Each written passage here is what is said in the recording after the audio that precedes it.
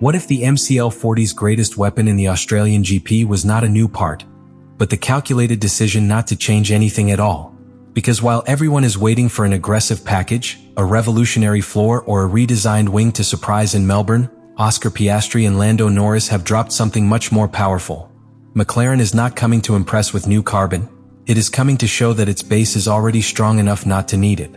And that, in a Formula One obsessed with constant updates, is not conservatism. It is a silent declaration of war. Australia is not just the first race of the 2025 calendar, it is the first real test of the MCL40 under competitive pressure. After what was seen in pre-season, the narrative seemed clear. McLaren had worked on an aggressive evolution of its winning concept, polishing virtually every area of the car, from the suspension to the aerodynamic architecture, pushing the technical limits with the declared intention of fighting for both championships. The message from the factory was ambitious, almost defiant. But upon arriving in Melbourne, the surprise wasn't a big new piece, it was the absence of it. And this is where our story really begins. Because in a sport where every 10th counts and where teams usually make improvements even between shakedown and the first race, McLaren decided to practically freeze the car between the tests and the Australian GP. There's no radically different floor, no extreme front wing redesign, no aggressive side pod reinterpretation. What we saw in Barcelona and Bahrain is essentially what we will see in Albert Park. And this is not improvisation. It is a perfectly calculated strategic statement. Oscar Piastri, racing at home, knows that expectations are very high. Australia is not just another circuit, it is the stage where he wants to show that he can lead the project in the long term. But far from fueling the illusion of a miraculous update, the message has been cold and rational. First understand, then evolve. And when we talk about understanding, we are not just talking about sensations on the track, but about absolute correlation between simulator, wind tunnel, and real race data. Lando Norris has been even clearer in his approach. With the new regulations and more complex energy management, the driver now has a much more active role in the overall performance of the car.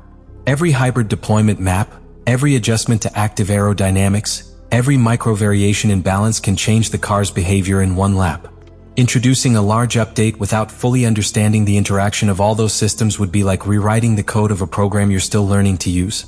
The risk is not just losing performance, it is deviating from the right path for months. While other teams may come to Australia promising big packages, McLaren is sending a subtler but more troubling message to its rivals. We don't need to chase immediate developments because we believe our starting point is already strong. That's the bomb that Piastri and Norris have dropped. It's not about impressing in the first race, it's about not compromising overall development by an early reaction. And now is where the story gets complicated. Because it is one thing to arrive in Australia with a car with practically no visible changes, and quite another to sustain that decision when the traffic light goes out and reality hits with time, degradation, and strategic pressure. The Australian GP is not just any circuit.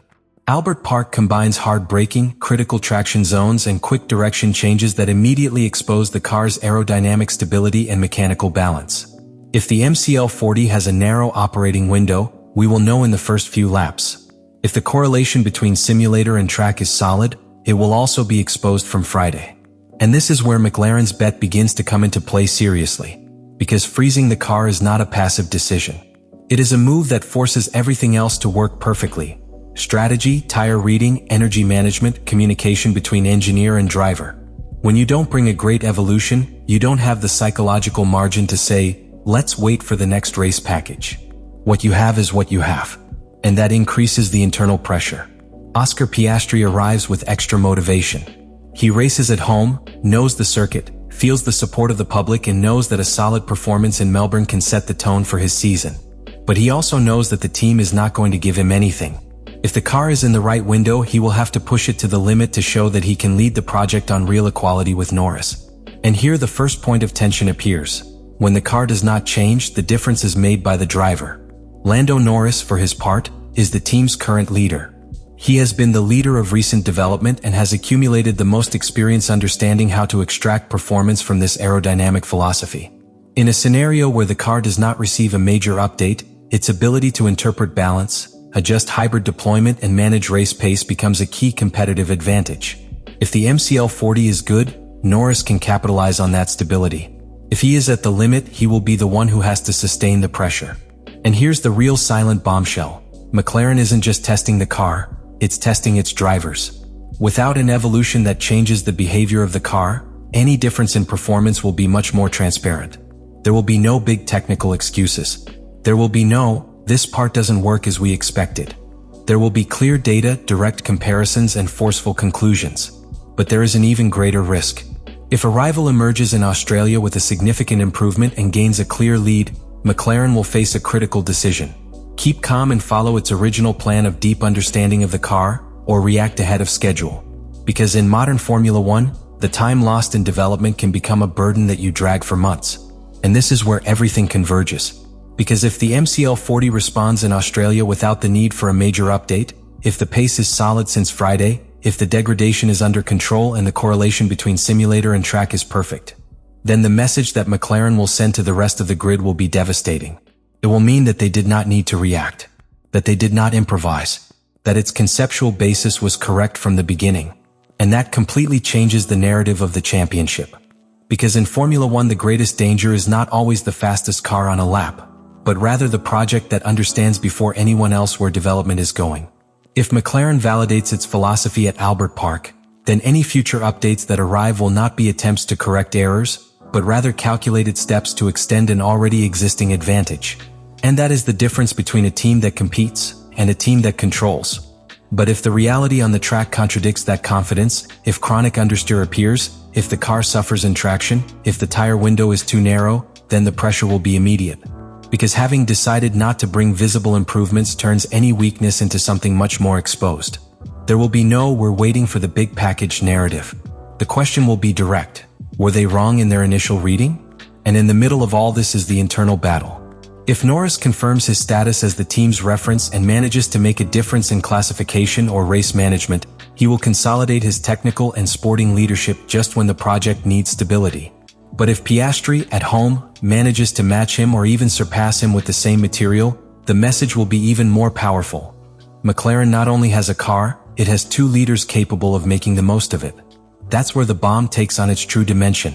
It's not just technique, it is structural. Because a solid foundation without early updates means that the room for future improvement is enormous. If the car is already competitive in its initial form, any well-directed evolution can make it an almost unattainable benchmark mid-season. But if the starting point is not enough, the accumulated delay can cost a championship. What Piastri and Norris have done ahead of the Australian GP is not simply supporting a technical decision. It is publicly aligning themselves with a philosophy that can set the course for the entire season.